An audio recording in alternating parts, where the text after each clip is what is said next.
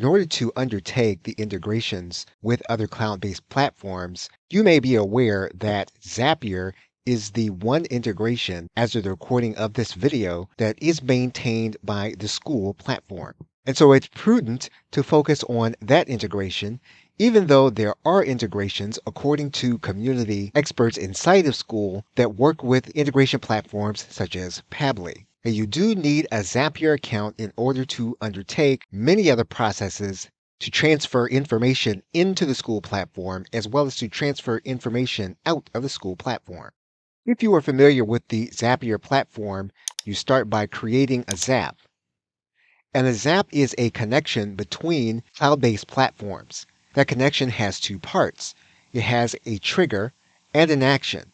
In some cases, there are steps in between, such as filters, but primarily in order to have one cloud-based platform set in action and to transfer information in, whether you have something happen in school to transfer the information out, the transfer happens between two situations, a trigger and an action.